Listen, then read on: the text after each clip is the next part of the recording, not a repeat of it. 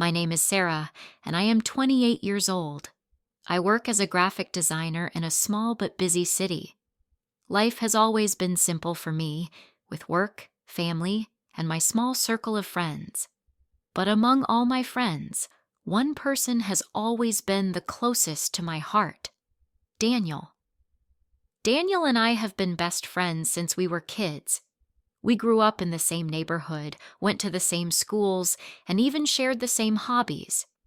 Daniel is 29 years old, just a year older than me, and he works as a software engineer. He is kind, funny, and always knows how to make me laugh, even on my worst days. Over the years, he became more than just a friend. He became my safe place. This story begins on a spring morning. I had just started my day at work when my phone buzzed. It was a message from Daniel. "Hey, Sarah, are you free for dinner tonight? I have something to tell you," he wrote. I quickly replied, "Sure. Let's meet at our usual place." Our usual place was a cozy little cafe near the park. We had spent countless evenings there, talking about everything and nothing. After work, I headed to the cafe. Daniel was already there, sitting at our favorite table by the window. He waved at me with a big smile. "Hey, Sarah, how was your day?" he asked as I sat down.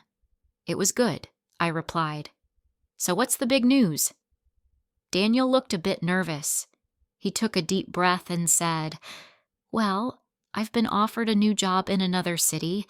It's a great opportunity, but it's far from here." My heart sank. The thought of him leaving felt like losing a part of my life. "That's amazing, Daniel. But when do you have to leave?" I asked, trying to hide my sadness. "In a month," he said. "I wanted to tell you first because you're my best friend, and I don't know how I'll manage without you." His words touched me, but they also made me realize how much he meant to me. For the first time, I wondered if my feelings for Daniel were more than just friendship. Over the next few weeks, we spent as much time together as we could. We revisited all our favorite places, from the old bookstore to the ice cream shop we loved as kids. Each moment felt precious, but it also made me more aware of the growing ache in my heart. I didn't want him to leave, but I couldn't say that.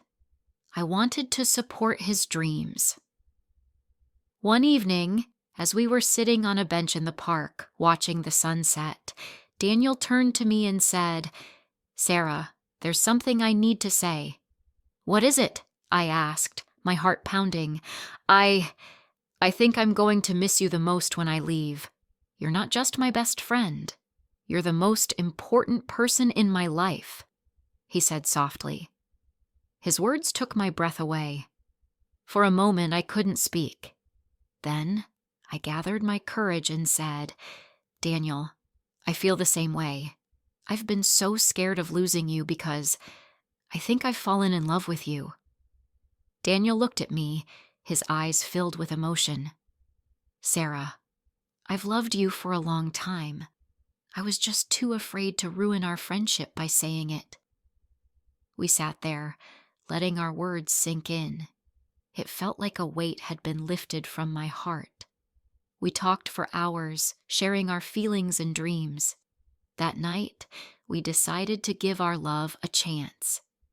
We knew it wouldn't be easy with Daniel moving to another city, but we were willing to try. The next few weeks were a whirlwind of emotions. We spent as much time together as possible, creating memories to hold on to when we were apart. Daniel's move was bittersweet. I was proud of him for chasing his dreams, but I missed him terribly.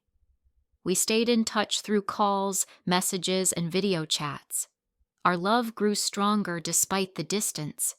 We planned visits and looked forward to the day we could be together without miles between us. Over time, Daniel's new job opened up opportunities for him to work remotely, and he decided to move back to our city. When he returned, it felt like a dream come true. We picked up where we left off, but this time, We were more than best friends. We were partners, building a future together. Looking back, I realized that love was always there, waiting for the right moment.